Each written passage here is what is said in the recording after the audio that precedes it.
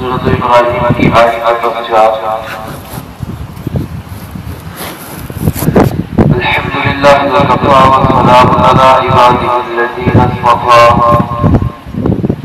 خصوصا علی سید الرسل وخاتم الانبیاء وعلی آلہ واصحابہ الاتقیاء، اما بعد اعوذ باللہ من الشیطان الرجیم، بسم اللہ الرحمن الرحیم۔ وما أرسلنا من رسول إلا بلسان قومه ليبين لهم، فيضل الله من يشاء ويهدي من يشاء، وهو العزيز الحكيم۔ ولقد أرسلنا موسى بآياتنا أن أخرج قومك من الظلمات إلى النور وذكرهم بأيام الله، إن في ذلك لآيات لكل صبار شكور۔ وما أرسلنا من رسول، اور جب بھی ہم نے بھیجا کسی بھی رسول کو الا بلسان قومہ، تو اس کی قوم کی مقامی زبان میں، لیبین لہم، تاکہ وہ ان کے سامنے خوب بیان کر دے، فیضل اللہ من یشاء، بس اللہ جس کو چاہتے ہیں گمراہ کر دیتے ہیں، ویہدی من یشاء، اور جس کو چاہتے ہیں ہدایت دیتے ہیں، وَهُوَ الْعَزِيزُ الْحَكِيمُ، اور وہ غالب بھی ہے، حکمت والا بھی ہے۔ وَلَقَدْ أَرْسَلْنَا مُوسَىٰ بِآيَاتِنَا، اور یقیناً ہم نے بھیجا موسیٰ علیہ السلام کو اپنی نشانیاں دے کر، أَنْ أَخْرِجْ قَوْمَكَ مِنَ الظُّلُمَاتِ إِلَى النُّورِ، اور یہ پیغام دے کر کہ تو نکال اپنی قوم کو اندھیروں سے روشنی کی طرف، وَذَكِّرْهُمْ بِأَيَّامِ اللَّهِ، اور ان کو یاد دلا اللہ کے دنوں کی، إِنَّ فِي ذَلِكَ لَآيَاتٍ، بے شک اس میں البتہ نشانیاں ہیں، لِكُلِّ صَبَّارٍ شَكُورٍ، ہر اس شخص کے لیے جو بہت صبر کرنے والا ہو اور بہت شکر کرنے والا ہو۔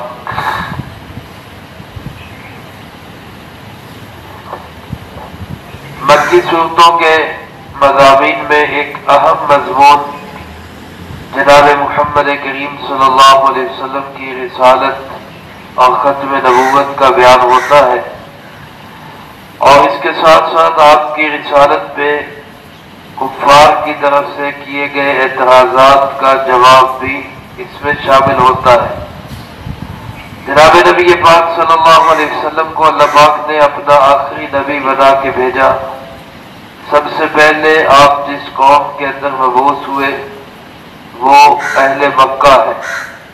مکے والوں کے پاس آپ صلی اللہ علیہ وسلم کو بھیجا گیا۔ آپ کی دعوت کا، آپ کی تبلیغ کا اولین مخاطب مکہ کے لوگ ہیں۔ آپ عالمی نبی ہیں، بین الاقوامی نبی ہیں، پوری دنیا کے تمام انسانوں کے، تمام زمانوں کے، تمام علاقوں کے نبی ہیں، لیکن ابتدائی اور پہلے مخاطب جناب نبی پاک صلی اللہ علیہ وسلم کے وہ مکہ والے ہی تھے۔ تو مکہ والوں کا بعض اوقات یہ ایک فضول اعتراض بھی ہوتا کہ آپ اللہ کے نبی ہیں تو آپ پہ جو وحی اترتی ہے یہ عربی زبان میں کیوں ہے، کسی اور زبان میں کیوں نہیں آتی، تاکہ ہمیں پتہ چلے کہ کوئی انوکھا کام ہوا۔ اللہ پاک نے اس سوال کا جواب دیتے ہوئے ارشاد فرمایا کہ ہم نے جتنے بھی رسول بھیجے، آپ سے پہلے جو نبی بھی علیہ السلام تشریف لائے، وہ سب کے سب اپنی قوم کی زبان میں ہی آئے۔ جو ان کی قوم کی زبان ہوتی تھی وہی اللہ کے نبی کی زبان ہوتی۔ آپ بھی اہل عرب کے اندر آئے ہیں، اہل مکہ میں آئے ہیں، ان کی زبان عربی ہے، لہذا آپ پہ اترنے والا کلام بھی عربی زبان میں ہے۔ عزیزان محترم، قرآن کریم کا یہ بھی ایک اعجاز ہے کہ اللہ پاک نے اس کو اس زبان میں اتارا جو انسان کی فطرتی زبان ہے، جو ہر انسان کی طبیعت میں اللہ نے زبان رکھی ہوئی۔ علماء نے لکھا ہے کہ اصل زبان عربی ہی ہے، باقی زبانیں ساری جو ہے وہ عربی کے بعد درجہ رکھتی ہیں، کیونکہ جنت کے اندر بھی اہل جنت کی زبان عربی ہوگی، آسمانوں کی اب بھی دفتری زبان عربی ہے، سرکاری زبان اللہ کے دفاتر کی، آسمانوں کی، فرشتوں کی وہ عربی زبان ہی ہے۔ اور اہل مکہ میں بھی سب سے زیادہ جس زبان کو بولا اور سمجھا جاتا تھا اور بہت زیادہ جس میں ان کو ناز و فخر تھا وہ عربی زبان میں تھا۔ تو اللہ پاک نے جناب محمد کریم صلی اللہ علیہ وسلم کو گویا اس زبان کے اندر بھیجا جو ساری زبانوں کی سردار ہے، جیسے قرآن کریم ساری کتابوں کا سردار، جناب محمد کریم صلی اللہ علیہ وسلم سارے نبیوں کے سردار، آپ کی طرف وحی لے کے آنے والے جبرائیل علیہ السلام سارے فرشتوں کے سردار، جس شہر میں آپ کو بھیجا گیا شہر مکہ وہ سارے شہروں کا سردار ہے۔ قرآن کریم جس رات کے اندر نازل ہوا لیلۃ القدر وہ ساری راتوں کی سردار ہے، جس مہینے میں اترا رمضان المبارک وہ سارے مہینوں کا سردار ہے۔ اسی طرح اللہ رب العزت نے قرآن کریم کے لیے آپ کے لیے جس زبان کا انتخاب کیا وہ زبان بھی ساری زبانوں کی سردار ہے۔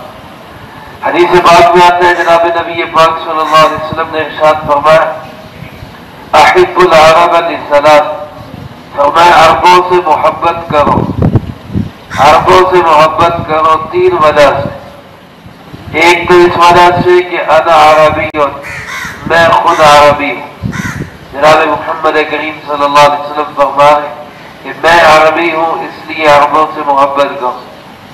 دوسرا فرمایا اس لیے کہ قرآن کی زبان عربی ہے اس لیے عربوں سے محبت کروں، اور تیسرا فرمایا اس لیے کہ لسان اہل الجنت فی الجنت عربی، جنت میں جنتیوں کی زبان بھی عربی ہو۔ دنیا کے تمام خطوں کے انسان مسلمان ایمان والے جنت میں پہنچیں گے، اللہ ہم سب کو بھی نصیب فرمائے، تو وہاں ہماری زبان خود بخود عربی زبان ہوگی۔ یہاں دنیا میں ہم چاہے جو بھی زبان بولے وہاں ہماری زبان عربی ہو۔ تو اس آیت مبارکہ کا مفہوم صرف اتنا ہے کہ اللہ پاک نے جتنے بھی نبی بھیجے وہ قوم کی مقامی زبان کے اندر آئے، تو آپ صلی اللہ علیہ وسلم بھی مقامی زبان عربی میں تشریف لائے، تو یہ کوئی اشکال اور اعتراض کی بات نہیں۔ البتہ اس میں سوال یہ ہوگا کہ جناب نبی پاک صلی اللہ علیہ وسلم تو ساری قوموں کے نبی، سارے علاقوں کے نبی، پورے خطے کے نبی ہیں، ساری کائنات کے نبی ہیں، تو آپ کی جو زبان ہے وہ صرف عربی، حالانکہ آپ کا پیغام تو پھر ساری زبانوں میں ہونا چاہیے۔ آپ ہمارے بھی نبی ہیں، آپ یورپ والوں کے بھی نبی ہیں، آپ جاپان والوں کے بھی نبی ہیں، آپ فرانس والوں کے بھی نبی ہیں، تو آپ کی وحی تو ساری زبانوں میں ہونی چاہیے۔ تو علماء فرماتے ہیں کہ حقیقت یہی ہے، دو ہی صورتیں تھی، یا تو ایک زبان میں آپ پہ وحی آتی یا پھر ساری قوموں کی ساری زبانوں میں وحی آتی۔ دوسری صورت کے اندر امت کی وحدت ختم ہو جاتی، امت ایک نہ رہتی، ہر زبان کے اندر الگ الگ وحی ہوتی، ہر ایک اس کو اپنی انداز سے سمجھتا اور ہر ایک اپنا الگ الگ اس کے مطابق مسلک اور مذہب بنا دیتا، اور ایک امت کا پیغام، ایک امت کا جو نشان ہے وہ ختم ہو جاتا، وحدت امت ختم ہو جاتی۔ اس لیے اللہ پاک نے ساری زبانوں میں جو سب سے اعلیٰ زبان تھی اس زبان کے اندر وحی کو بھیجا تاکہ سارے لوگ اس پہ جڑ کر ایک امت بن سکیں۔ آج آپ دیکھیں کہ قرآن کریم عربی زبان میں ہے، تراجم اور تفاسیر مختلف زبانوں میں، کوئی اردو میں ہے، کوئی انگلش میں ہے، کوئی اپنی اپنی علاقائی زبانوں کے اندر ہے۔ اس کی وجہ سے بعض اوقات کتنے اختلافات پیدا ہو جاتے ہیں۔ تو اگر اصل قرآن ہی مختلف زبانوں میں ہوتا تو پھر تو اختلافات کہاں کے کہاں پہنچ جاتے۔ تو اس لیے امت کو ایک رکھنے کے لیے اللہ رب العزت نے ساری زبانوں کی سردار عربی زبان کے اندر اپنا آخری پیغام نازل کیا۔ بلکہ ایک روایت میں علامہ جلال الدین سیوطی رحمۃ اللہ علیہ نے لکھا ہے کہ اللہ پاک نے جتنی بھی کتابیں اتاری ہیں، تورات، زبور، انجیل اور اسی طرح مختلف صحائف، قرآن کریم، اللہ نے سب عربی زبان میں اتارے۔ آگے جبرائیل علیہ السلام نے علاقائی زبانوں کے اندر ترجمہ کر کے ان کے نبیوں تک وہ پیغام پہنچایا۔ مثلا موسیٰ علیہ السلام کی قوم عبرانی زبان بولتی تھی تو تورات عربی میں اتری، حضرت جبرائیل علیہ السلام نے اس کا عبرانی ترجمہ کر کے موسیٰ علیہ السلام کو عطا کی۔ انجیل سریانی زبان میں حضرت جبرائیل علیہ السلام نے منتقل کی، اللہ پاک نے عربی میں ہی نازل کی، لیکن انہوں نے اس کو منتقل کیا سریانی زبان میں۔ اسی طرح مختلف صحائف، مختلف کتابیں عربی میں آئی، لیکن جبرائیل علیہ السلام نے ان کا ترجمہ کر کے آگے ان نبیوں تک پہنچا دیا۔ تو گویا یوں کہہ سکتے ہیں کہ باقی کتابوں کے مضامین اللہ کی طرف سے ہیں، الفاظ جبرائیل علیہ السلام کے، لیکن یہ قرآن کریم کا اعجاز ہے، قرآن کریم کی شان ہے، اور یہ میری آپ کی قسمت ہے کہ اللہ نے ہمیں جو کتاب عطا کی ہے اس کا مضمون بھی اللہ کی طرف سے ہے، اس کے الفاظ بھی اللہ کی طرف سے، اس کا ترجمہ نہیں ہے، یہ اصل الفاظ ہے جو اللہ کی طرف سے نازل ہوئے، وہی الفاظ، اور اسی وجہ سے باقی کتابوں کے اندر تغیر و تبدل ہو گیا، ان کو لوگوں نے تعریف کر کے تبدیل کر دیا۔ قرآن کریم کے چونکہ الفاظ وہی ہیں جو اللہ رب العزت کے ہیں، تو جیسے اللہ کے اندر کوئی تبدیلی نہیں تا قیام قیامت، قرآن کریم میں بھی کوئی تبدیلی نہیں۔ بہرحال قرآن کریم عربی زبان میں اللہ پاک نے اتارا، علماء نے لکھا ہے کہ عربی میں ہی اس کو پڑھا جائے، چنانچہ اس کا صرف ترجمہ شائع کرنا کسی بھی زبان کے اندر یہ ناجائز ہے۔ ترجمہ عربی عبارت کے ساتھ شائع ہوگا، اکیلا ترجمہ انگلش میں ہو، کسی اور زبان میں ہو، علماء نے اس کو ناجائز لکھا۔ اسی طرح اگر نماز کے اندر کوئی شخص قرآن کریم کے الفاظ نہیں پڑھتا، ترجمہ پڑھتا ہے تو اس کی نماز نہیں ہوگی۔ جیسے اگر کوئی شخص اذان کے الفاظ نہیں پڑھتا بلکہ اذان کے الفاظ کا ترجمہ پڑھ دیتا ہے تو اذان نہیں ہوگی۔ اذان کے لیے اذان کے الفاظ کا ہونا ضروری ہے۔ قرآن پاک کے الفاظ نماز میں پڑھے جائیں گے تو نماز ادا ہوگی۔ بہرحال اللہ پاک ارشاد فرماتے، میرے محبوب ہم نے آپ سے پہلے بھی جتنے نبی بھیجے الا بلسان قومی، ان کی قوم کی زبان کے اندر ہی ان کو بھیجا۔ آپ کی قوم کی زبان عربی تھی، لہذا اللہ پاک نے آپ کو عربی زبان دے کر بھیجا۔ یہیں سے آپ حضرات کو پتہ چل جائے گا، یہ ایک نشانی اور علامت ہے مرزا قادیانی کے جھوٹے ہونے کی۔ ویسے تو بے شمار دلائل ہیں کہ وہ جھوٹا تھا، اس نے جھوٹا دعویٰ کیا اور ختم نبوت پہ اس نے ڈاکہ ڈالنے کی کوشش کی۔ اس کے جھوٹ کے پول اور دلائل تو بہت اور بے شمار ہیں، لیکن ایک سادہ سی علامت اور پہچان کسی بھی مرزائی سے آپ پوچھ سکتے ہیں کہ اگر تم کہتے ہو کہ مرزا قادیانی اللہ کا نبی ہے، نعوذ باللہ، تو یہ بتاؤ کہ مرزا قادیانی کی زبان کیا تھی؟ تو ظاہر ہے اس کا جواب یہی ہوگا کہ وہ پنجابی ہے، کیونکہ وہ ہندوستان کے علاقے قادیان کا رہنے والا پنجابی تھا۔ تو پنجابی ہے تو اس پر وحی بھی کون سی آنی چاہیے؟ وہ پنجابی میں ہونی چاہیے، کیونکہ ما ارسلنا من رسول الا بلسان قومی، سچے رسول اپنی قوم کی زبان میں آئے۔ تو اگر وہ سچا رسول ہے تو اس کی وحی وہ پنجابی میں ہو، لیکن حقیقت کیا ہے کہ اس نے جو وحی کے نام سے کتابیں گھڑی ہیں وہ کوئی انگلش میں ہے، کوئی اردو میں ہے، کوئی مختلف زبانوں میں۔ تو معلوم ہوا کہ یہ سچا نبی نہیں، یہ لاتی اور جھوٹا نبی، اور سچے نبی اور آخری نبی جناب محمد کریم صلی اللہ علیہ وسلم۔ اللہ پاک فرماتے ہیں کہ عربی زبان میں قرآن کریم کو ہم نے نازل کیا، عربی پیغام بھیجا، اس کے باوجود ان کو سمجھ نہیں آتی۔ اہل عرب ہے، جاننے والے ہیں، تو سمجھ لے کہ فَيُضِلُّ اللَّهُ مَن يَشَاءُ وَيَهْدِي مَن يَشَاءُ، ہدایت اور گمراہی اللہ کے ہاتھ میں ہے، وہ جس کو چاہے گمراہ رکھے اور جس کو چاہے ہدایت سے نوازے۔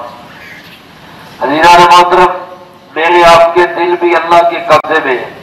اللہ سے یہ مانگتے بھی رہنا چاہیے کہ اللہ موت تک ایمان کو سلامت رکھے، ورنہ اللہ پاک ذرا سا دماغ گھما دے تو انسان کہاں کا کہاں نکل جاتا ہے۔ اللہ ہمارے ایمان کو سلامتی اور استقامت نصیب فرمائے۔ گمراہی یہ بھی اللہ کے اختیار میں ہے، ہدایت بھی اللہ کے اختیار میں ہے۔ اللہ ہمیں گمراہی سے محفوظ رکھے، ہدایت نصیب فرمائے رکھے۔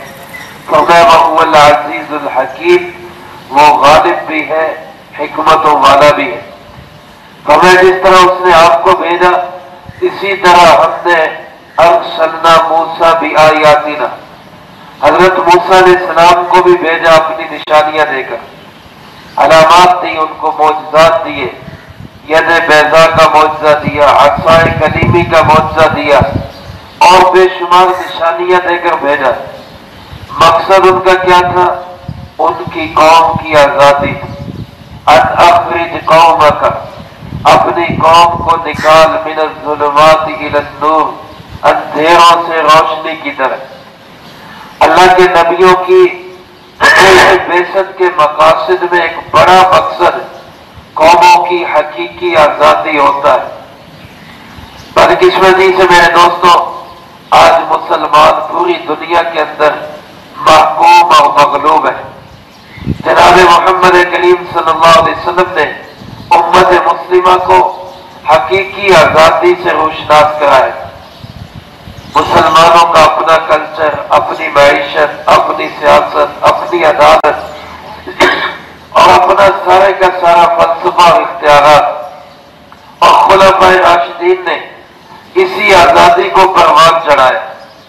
حضرت امیر معاویہ رضی اللہ تعالیٰ عنہ کے دور حکومت تک آدھی سے زائد دنیا تک مسلمانوں کا ہی کلچر چل رہا تھا، اور پھر ان کے بعد کئی سو سال تک امت مسلمہ دنیا کی قیادت کرتی رہی، اور پھر جب عیش طلبی، آرام طلبی اور مال و دولت کی حرص اور ہوس امت مسلمہ میں پیدا ہوئی، تو پھر وہ انحطاط اور وہ زوال آیا، اور وہ غلامی کی زنجیریں کسی گئی کہ آج تک ہم ان غلامی کی زنجیروں سے نکل نہیں سکے۔